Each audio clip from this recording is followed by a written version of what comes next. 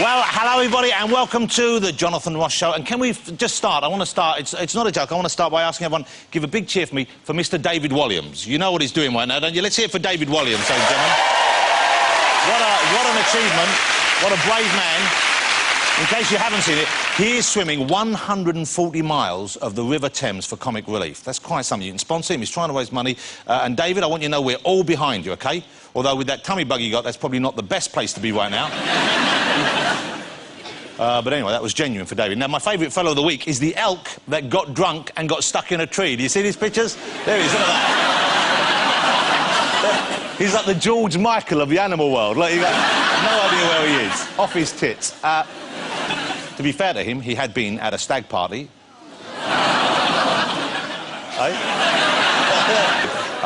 Police in Dorset have unveiled their latest weapon in the fight against rural crime. It is a police tractor. It's a genuine thing. So I thought this is a good idea, you know, and now I'm here at ITV1. I thought I'd get some more shows off the ground. I've pitched some ideas to the bigwigs here at ITV1, some cop shows based on farms. See what you think of these ideas. Police camera traction. OK. Silage witness. You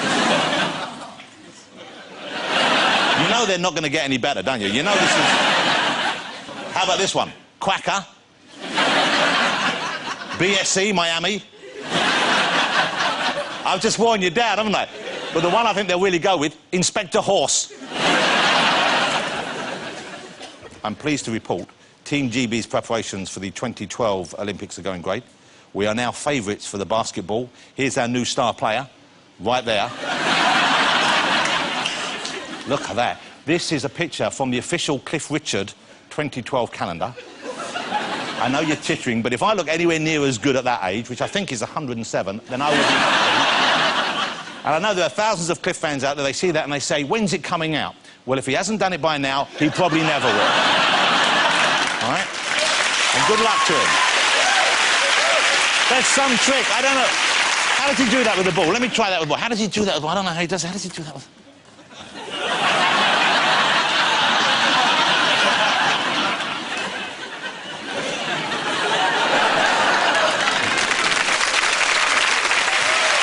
There you go.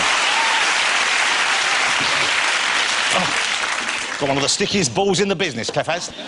Let's see who's on my show tonight, ladies and gentlemen. We have a fabulous list of guests for you. My first guest, well, just imagine if Billy Elliot wore glasses and couldn't dance.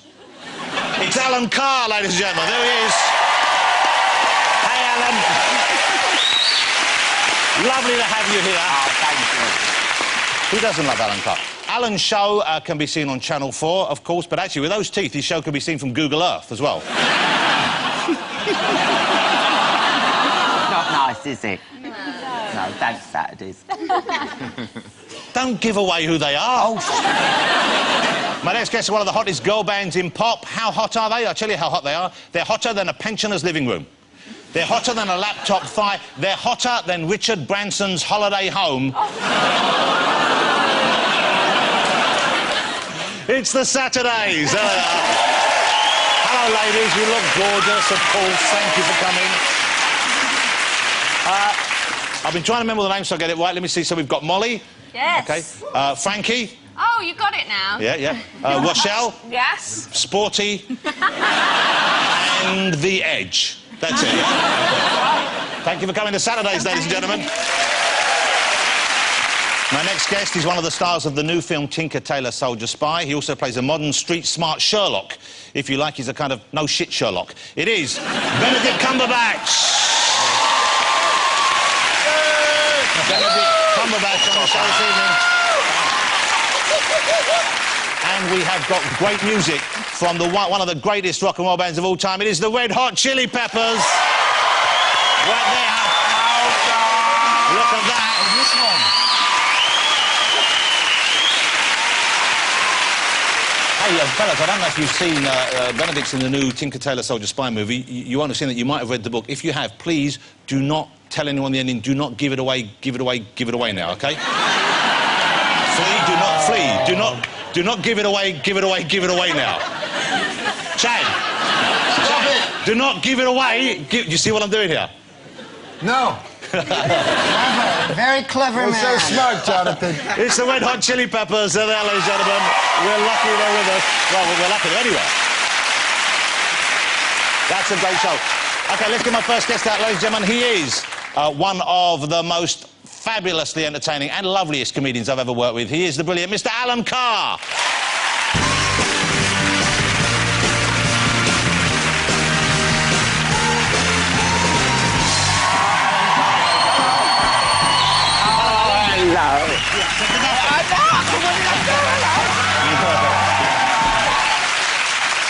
Alan, how lovely to see you. Thank you for joining us. You look great. Don't sound so surprised. Well, it's is it new glasses? You got new glasses on? Yeah, your trouble is, you know, there's the glasses that, you know, when you go into bright lights, they go dark. Has everyone else got these? React to light. Yeah, they freak you out, though. Well, what happens then? Well, they come down like a newsagent shutters, like this, and then you can't feel, you have to feel your way around. You know, you're such a big personality. I was wondering, you know, thanks. do you get asked to do reality shows? Do you get that kind of offer? Because I can imagine, I was watching Big Brother the other night, and and it isn't great, and I thought... it isn't. I kind of want it to be, and I love the Jedward, but I thought someone like you in there, that would really liven it up, and I bet you've been asked. Did they ask you to do that? Everyone. Big Brother, Strictly Come Dancing, Dancing on Ice. I got this one where they wanted me to learn to fly a plane. So this was a genuine offer for show? Yeah, genuine, a proper production company where I fly all over the world and speak to other homosexuals who have pilot's licence. No, listen. Listen, honest to God, it was called Up, Up and a Gay. Oh. It was. You turned down all those? I turned, yeah. Quite well. Blooming did turn them well, you're down. busy anyway. You've got more than enough going on. Do you have enough time for yourself, though? Because you have the show on Channel 4, you do the stand-up tour, and you've got another one of those coming up. Yep. Do you have plenty of Alan time, plenty of time to kick back? Because you have a lovely partner. I've met Paul. Oh, He's yeah, a lovely guy. You're very yeah. So you have time together, you have enough time? Yeah, not really, but, I mean, he's come at the right time for me, you know what I mean? You need... People think, like, he's more manic than me. He's more crazy than me, because people assume I'm the one. Well, you're not off camera, you're not some. I mean, you're very lively always, but you're a bit calmer away from it. Whereas Paul, what is he, a bit of a party boy? He's mental. He plays practical tricks on you, is that right? He's one of the Joker. He's always mucking about. Like, if we're on a flight or something, you know, I'll go to the toilet and then he'll tell the air hostess that he hears someone smoking in the toilet, smell it, and then, of course, I'd come out and there'd be all the staff waiting there. I'm like, oh, hello, and then, oh, no, and then, like, with fire extinguishers. And the thing is, I remember when we first went out, these people were asking me for my autograph, and then this old man goes, "What do you do?" And then Paul went, "He does porn." And then the old man goes, "Well, I haven't seen you in anything." Honest, that is a true story. Now, here's the thing. Alan is... this is an exciting thing to see Alan. I've already watched it. They gave me an advance copy. Alan has taken part in... It's that tremendous show on BBC, Who Do You Think You Are? Yeah. Where they look at the family tree, they trace your genealogy, they look in the past. When they asked you to do it, did you have an inkling as to what you would find? Did you already know, or was it an open book for you? You had no idea what they would turn up? Well, I feel really bad, because when they said, "Do you want to do Who Do You Think You Are?" and... because I'd watched it before, and you get to go, don't you, to, like America. People fly all over. I know, so I was like, yeah, free holiday, do you know what I mean? So I said I'd do it. And where did you wind up going? Peckham. Ah. Peckham for 2 weeks. Peckham, just walking round Peckham. Yeah, I was waiting for some glamorous location, and it's you driving under the Blackwall Tunnel quite a lot. I had to do it 8 times, and because you know that you have to be thinking all the time. You know what I mean? They want you like this, he said, and they want you to cry as well. Just think about your dead relatives like this. So you're sitting like that, and I just look simple. Have you seen me in the opening credits? I'm like... Because I can't do sincerity, so I was just driving around. But yeah, I kept getting cut up by these white van drivers in Blackwall Tunnel, but it just took forever. But I'm worried about it, you see, because they spent 52 hours of film.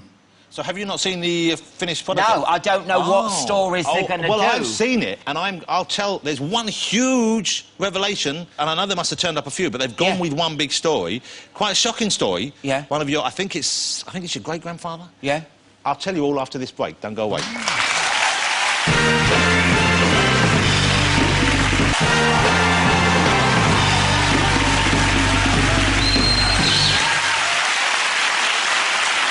So just before the break, I'm about to tell Alan, and this is the truth, there's a big revelation in Who Do You Think You Are?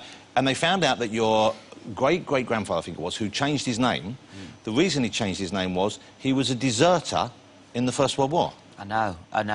That's a big... Now, you didn't know before the show? No, I didn't. And you go to these museums and the man sits down and he starts talking to you. And they told me I was a deserter, and then the next day I had to go and find where he deserted from. And so I'm sitting down in this library and the man goes, I've got something interesting to tell you about your deserter great-granddad. And then he pulls out this piece of paper and it's got deserter found dressed as a woman. And I go, no.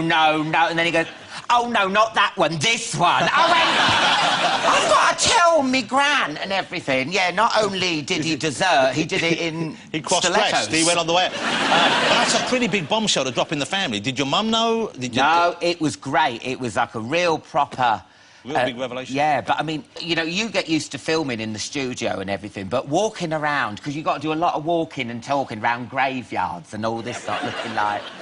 And I had to do me summing up at the end, and I had to go round this in Crayford, round this little roundabout, and I was talking about, yeah, you know, you go looking for your relatives, and then sometimes you find yourself. Oh. But while that was going on, a white van driver had driven round the roundabout, pulled his trousers down and had poked his ass out the window behind. Well, it's lucky you didn't say you find what you've been looking for all along. I know. That would have been, so, listen, your big UK tour starts tomorrow in Brighton, I believe. Yeah, How big is this? Bigger venues than you've done before? Oh, my God, yeah. It's all like Wembley, the O2, and it's just everywhere. I'm just, like, terrified. You've been on stage at some of those places for benefits and that kind of thing before. Yeah, I know, I've seen you on the for O2. a couple of minutes, didn't you, love? Yeah.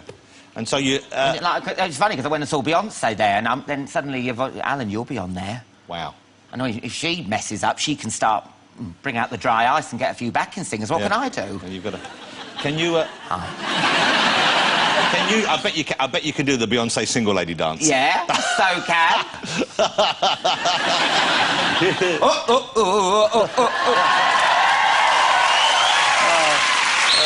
Still got it. I tried learning it. I couldn't do it. I couldn't learn it. Can you do it? It's complicated.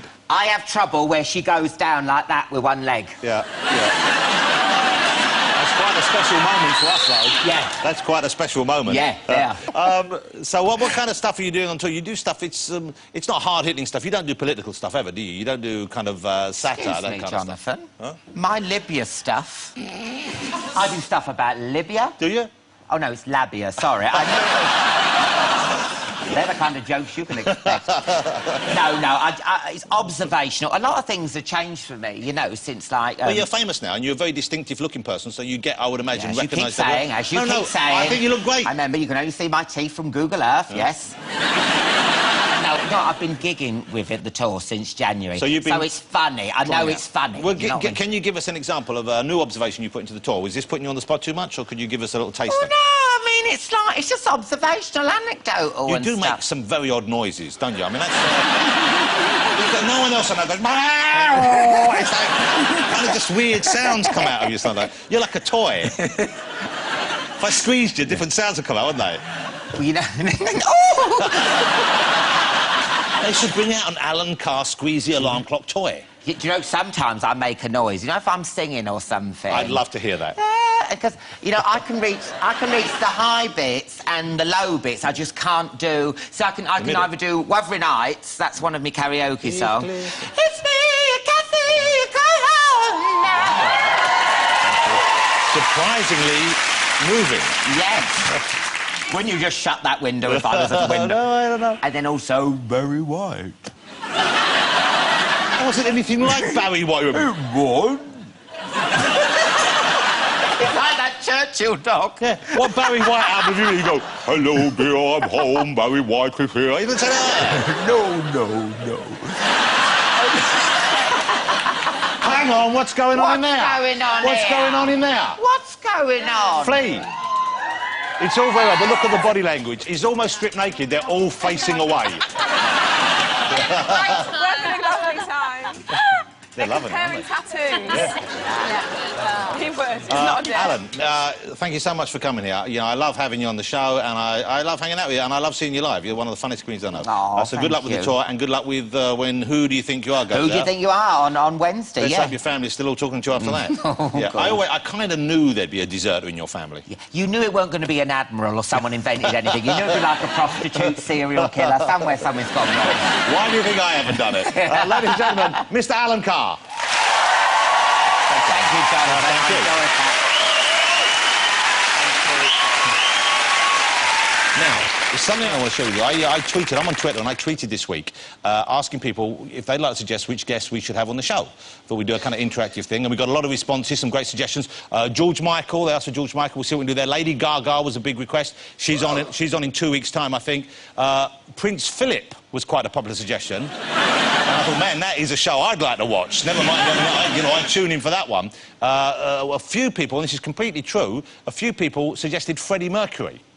And I thought, either that's a weird joke or they really don't know, and I don't think this is a good way for them to find out, so let's just say he's busy. But even more amazingly, the top suggestion I had from people on Twitter as to who we should have on the show, I'm not making this up, the top suggestion was, the one who got the most suggestions was, Colonel Gaddafi. Colonel Gaddafi. People genuinely wanted to see Colonel Gaddafi on this show. But can you imagine if we actually booked Colonel Gaddafi? I mean, you know, if you had... We've got the Saturdays, and then it just wouldn't work, would it?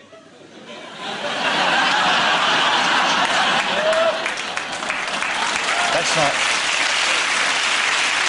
Yeah. Alan, you two make quite a nice couple, actually. I know! Oh, no, I've upset Gaddafi. Snubbed by the Colonel. Oh, no, let me into your compound.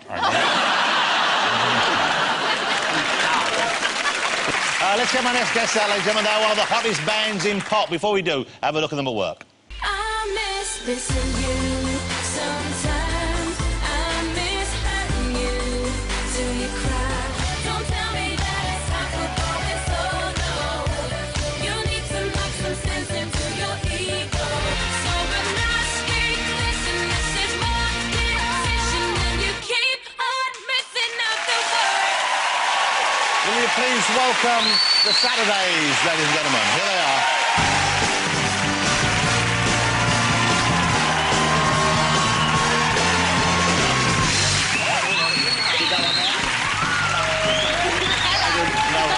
Hello, Molly. How are you? I'm very well. Hello, Una. Hello.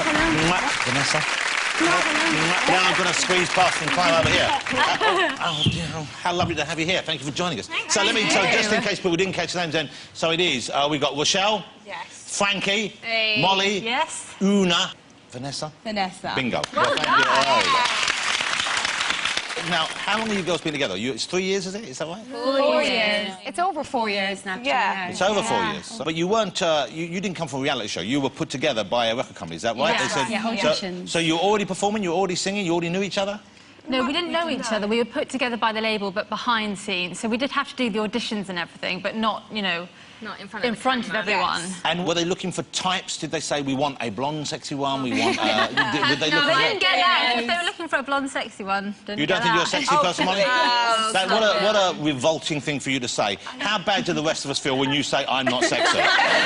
It's so annoying, isn't it? It's like when you meet skinny women and they go, I eat so much, you won't believe it. No, you don't, you're starving yourself.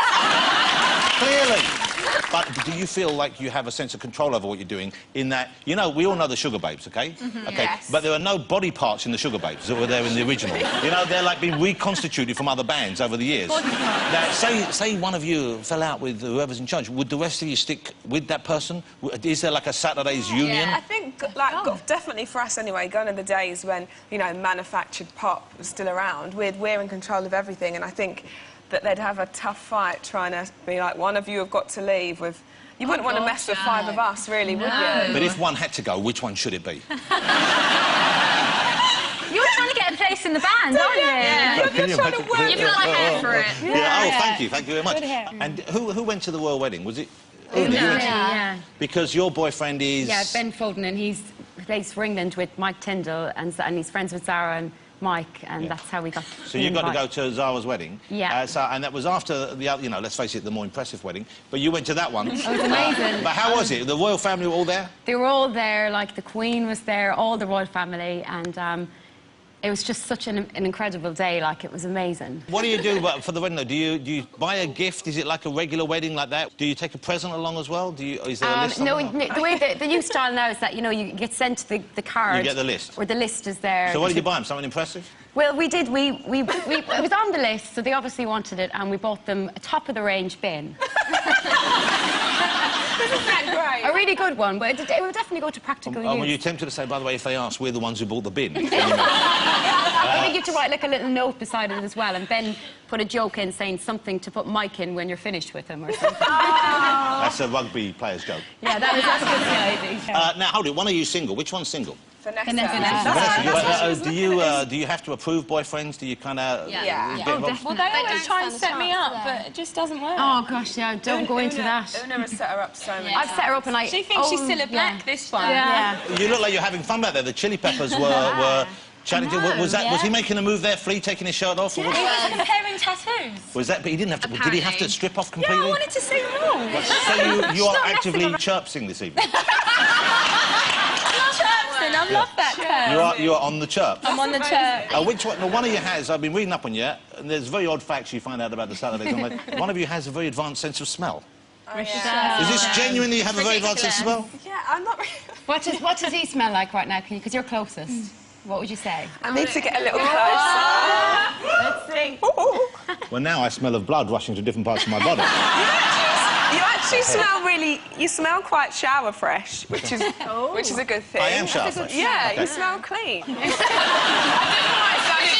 it. I don't know why I sounded so shocked about... You smell clean. I'm very clean. I wash everywhere, often. But when did you discover that you had an advanced sense of smell? How did you come upon this? Well, I kind of always had it, and it's actually a bit disgusting. Like, it's not a nice thing. I So feel, what, you can... It makes me feel a bit sick a lot of the time. How so?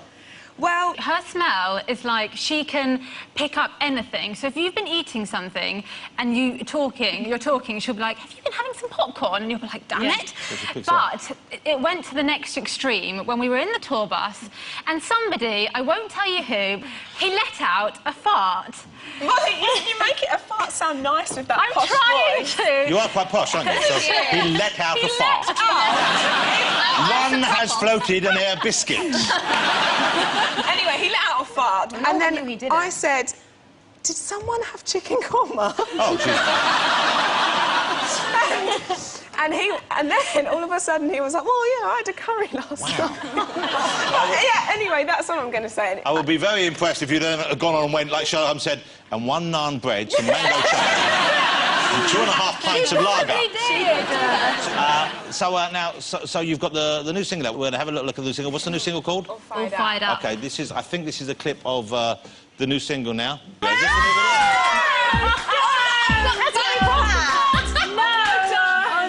This is like some dirty video. Oh no. Like grandparents are watching this. Yeah, well, you know, don't blame me. I didn't make you do it. Well, no, we do have the new single, I'm sure. Well, let's hope we get it right this time. This is called All Fired Up.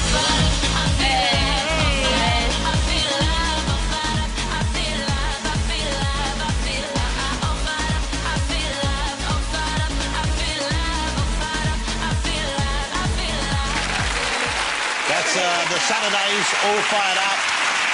Because you haven't had a number 1 yet, have you? So let's hope this one does it for you. Well, we're hoping that you're going to get us the Well, number let's one. hope. do Who you know knows? what I Well, let's mean? hope it does. It sounds like a good ear. What do you call that kind of music? That's just dance music? Dancey. Trance music? Yeah. I think that's because pop music, when you're pop music, you can do, like, Anything. really. Yeah. It's definitely dance music, but because we're pop, we can experiment in other, like, loads of different genres, like R&B, Have you done pop, any grime? rock. No. I quite like the grime. The grime. Do you like a bit of I got grime? no what, and I'm going to have a look, and I got no money. It's like that. Maybe we could get you to feature. I'll do it for you if you want. Would you? That'd be great. Hey, very nice to meet you. Thank you for coming on the show. I wish you well with the single, and I hope that the long may the pillow fights continue. And good luck with the tour. It's the Saturdays, ladies and gentlemen. Thank you very much, Dave. Stick around. Join us after the break. Benedict Cumberbatch will be chatting, and we've got music from the mighty Red Hot Chili Peppers. Don't go away.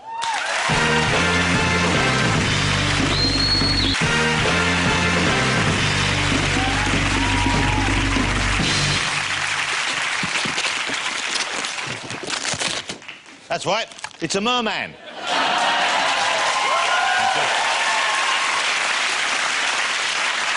OK, one final thing before we move on. Scientists have discovered, this is an actual study I saw this week, that the longer a man's ring finger is, the greater his sex drive. That's a way, apparently, you can tell, they reckon in advance. If you check out a man's hand, the ring finger, that one there, if it's a long one, then you are sexually quite a, you know, quite a powerful person. I'm pleased with my length there. There's nothing wrong with that. It's a perfectly reasonable size ring finger. Alan, how are you in the ring finger department? Not bad? Nothing bad? Nothing bad there? I won't ask Gaddafi. I know we've upset him. He won't show us his fingers. Benedict? Not bad. Chad, the chili peppers, how you doing the ring fingers? Right. What the... Let's get my next guest out. He plays one of my favourite characters on TV right now. Here he is in the fantastic Sherlock. How can you possibly know about the drinking? Shot in the dark. Good one, though. Power connection, tiny little scuff marks around the edge of it. Every night he goes to plug it in to charge, but his hands are shaking. You never see those marks on a sober man's phone, never see a drunk's without them. There you go, see, you were right. I was right. Right about what? The police don't consult amateurs. That was amazing. You think so? Of course it was. It was extraordinary. It was quite extraordinary. It's not what people normally say. What do people normally say? Piss off. Will you please welcome the amazing Benedict Cumberbatch.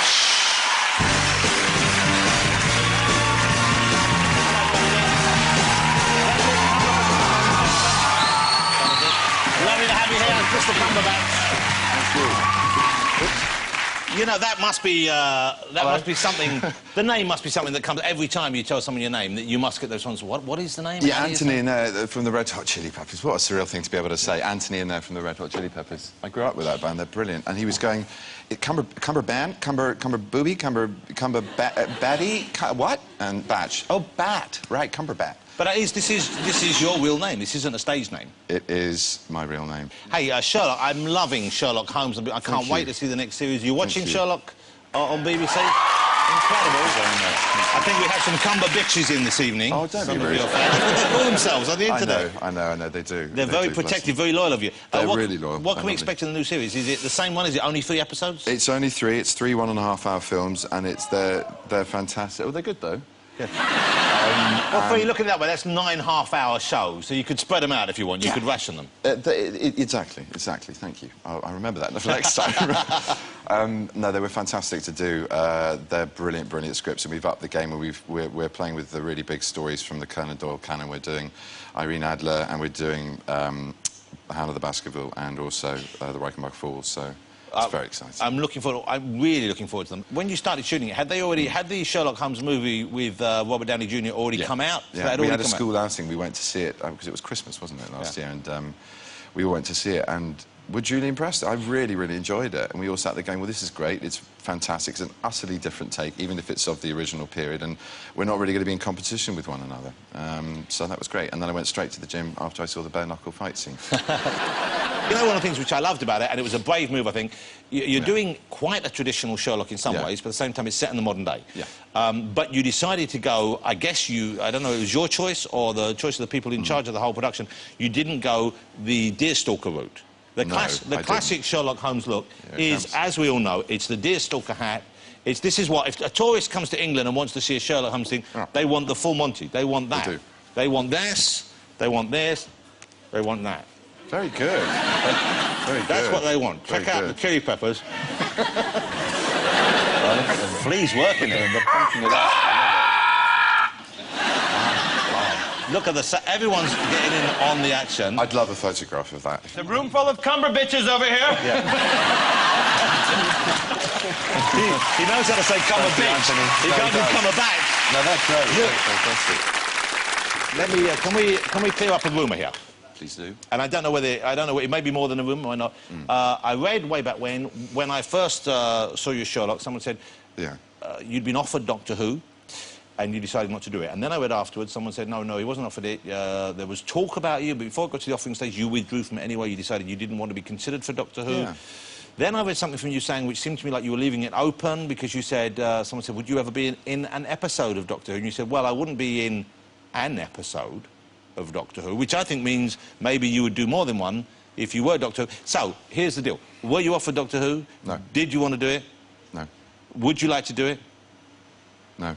You thought quite a long while about Well, that. I mean, to be completely honest about it, you know, the rumours started because David Tennant and I are well, Matt Smith and I are friends as well, and he kept it very, very quiet that he got it. You know, David's a friend of mine, and he said, "Are you going out for my old job?" And I went, no, I don't think I am. Because it comes, especially after him, and I think that's why Matt's done such a phenomenally good job of it. Big shoes to fill. Huge shoes to fill. Would you have found it limiting, do you think? Because I've met David a few times while he was doing it, and he was always so generous and giving of his time with the fans, but that was like a job in itself. Just him going out somewhere, if kids saw him, you know, for them it's Doctor Who, and they're all out, and it's like he has to give them time, and also there are figures of you, there's toys out there. I don't think they've done any Sherlock toys, have they? No, they haven't. OK, so... What a missed opportunity. Get onto it, John. You know these people, you can get the merchandise. Would you like to be on a flask?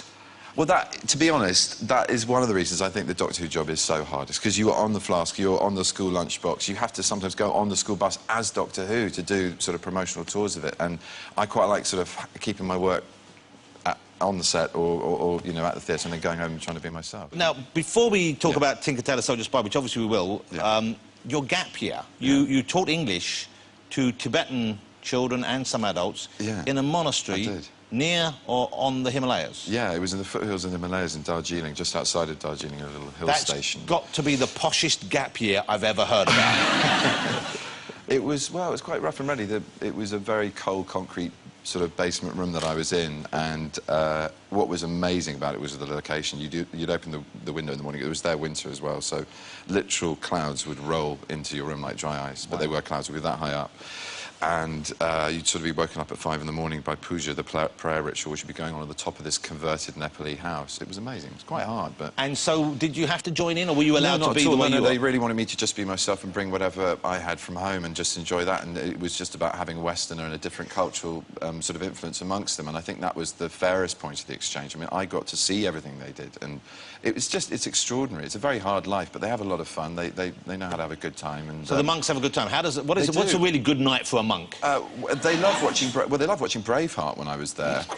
And they were... So monks. So hold it. Tibetan monks are big Mel Gibson fans. Well, they like the idea that, you know, in that film they're the Scottish oppressed minority, and of course the English are the Chinese. So they see that, there was all of that, and it was an amazing experience. Benedict will be seen very shortly in cinemas in just about one of the best British movies I've seen for years, with one of the best casts ever, Tinker Tailor Soldier Spy.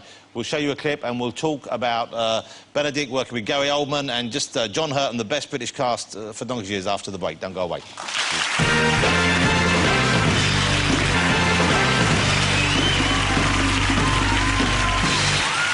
Welcome back to the show. I'm here with Benedict Cumberbatch, ladies and gentlemen. We've been talking about Sherlock Holmes. We're just going to talk about Tinker Tailor Soldier Spy. Before we do, though, if you were lucky enough to see, it was here in London at the National Theatre, was it? Was it the National Theatre?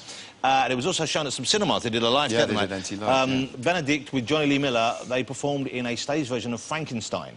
You know, the great classic novel by Mary Shelley. It was directed by Danny Boyle, and you switched parts every other night, didn't you? We did, yeah. Well, every night. I mean, every time we did it, it was alternating. So you played the creature, the Frankenstein monster, one night, and the other night you played Dr. Frankenstein, Dr. Frankenstein. I saw you playing Frankenstein. The creature, rather. That was probably the more fun of the two roles, wasn't it? It was the more unusual challenge, definitely. I mean, I enjoyed playing Dr. Frankenstein, Victor Frankenstein as well, actually, as he was in ours. And the creature, though, was the exceptional ask. It's incredible. It started with you in what was kind of a synthetic womb almost on stage, I guess, and you could see, as the audience, as we were filing in, after a while you realised that there was someone in this kind of big, fleshy sack on stage, moving and writhing. It was a bit disconcerting. And then you popped out and you're naked on stage.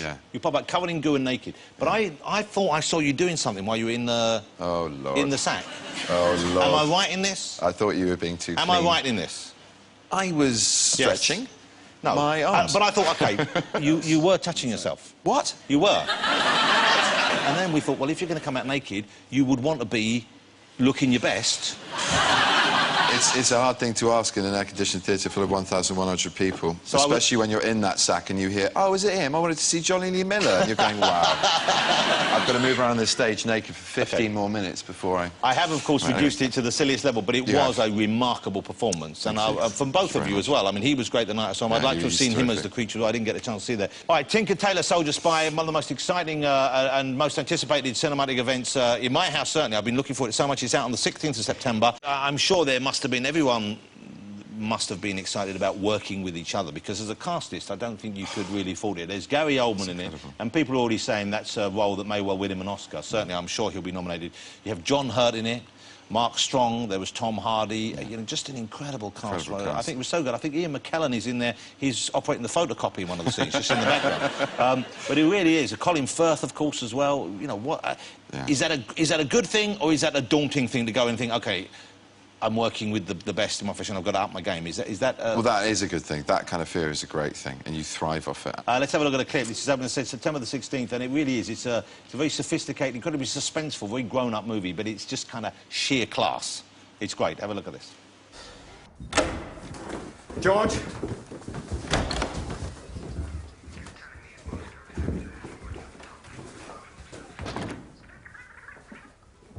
Mr. Gwilym. Sorry it took me so long to come home.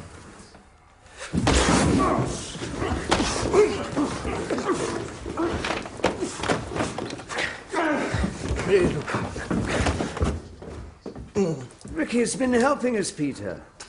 He's been telling us all about his adventures. He's a double, George. There is no Mo. The whole thing's been thought up by Moscow. Carla bought him for £30,000. I stole that because of you. I spied on my own because of him. Do you know how that makes me feel? Tinker Tailor Soldier Spy. It's going to be a big hit, I'm fairly confident. And now, I read somewhere that you do impressions. When you're on the set there, that I think Gary Oldman does some impressions. He does a very good Ian McKellen, actually. He's a very good Ian McKellen. And you would do some back in him. You apparently would do a very good Alan Rickman. I did do an Alan Rickman, yeah. Could we trouble you for a little of your Rickman? What would you like me to say to you? That's pretty good. That's pretty good. Now do Rickman's voice as well. Do the voice. And early on, I think, did you slip into a bit of David Tennant early on? Oh, I don't know, maybe. I'm not going to stretch that one out, because all my actions go wonky after a while. I'm not poking you to make you perform it. I'll do a little bit of you, though. Roger Wabbit, Wham Wow, Richmond Common, Waggadly. That's nothing like me. It's nothing like you. And was that terrible? It was terrible. And also, even with that impediment, I still can't get a special parking dispensation, which is a shame. Benedict, it's been lovely to meet you. I'm thrilled to meet you because I've admired seeing you on TV. The film is terrific. Are you going to stick around for the music, I hope? I'd love to, OK, we'll stick around. We're going to have a quick chat with a couple of the guys from the Chili Peppers before we do. But for now, ladies and gentlemen, Mr. Benedict Cumberbatch. Thank you very much. Thank you, Benedict. Good work, man. Thank you. They're going to be playing for us live right here in the studio at the end of the show, but before that, I'm going to have a chat with Anthony and Flea. Will you welcome out? It is the Red Hot Chili Peppers. Hey,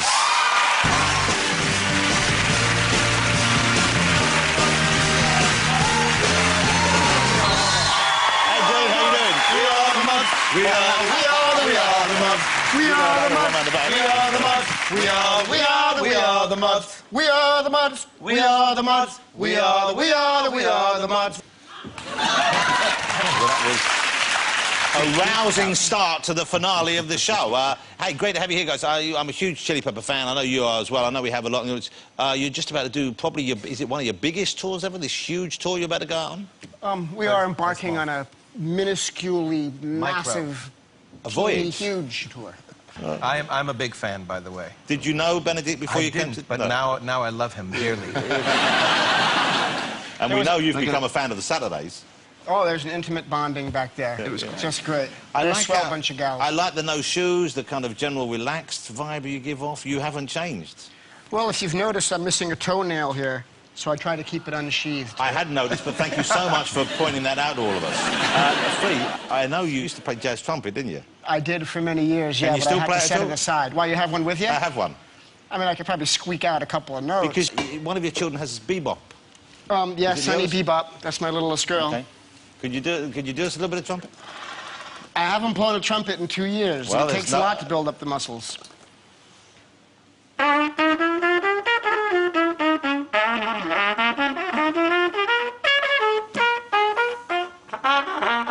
I can't do it, and I can't do it. I don't know. That was pretty impressive. That was pretty impressive, wasn't it? Sorry, I don't have any You got a good trumpet? That's embarrassing. It wasn't embarrassing at all. It was very impressive.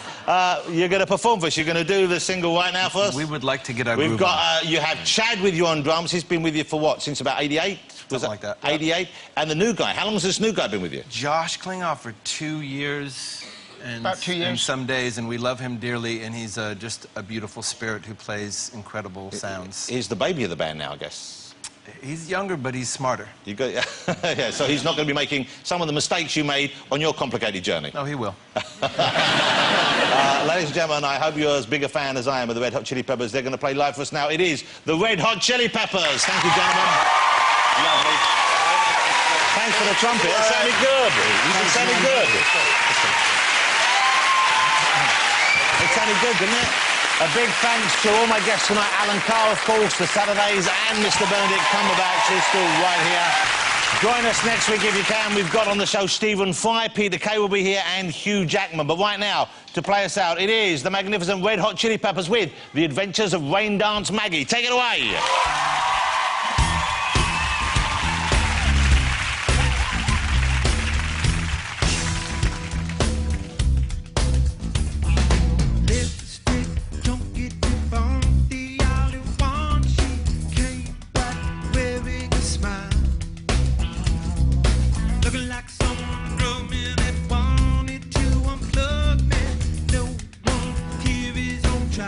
It's just a turn around and we go.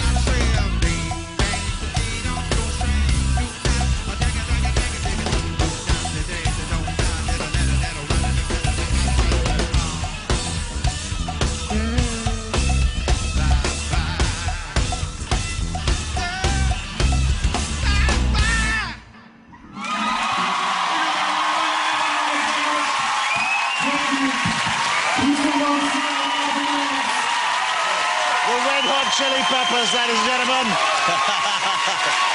The Chili Peppers, they're gone. That's what's it. Good night, everybody. Well, for exclusive extra clips of Jonathan chatting to this week's guests, head to itv.com/Jonathan Ross.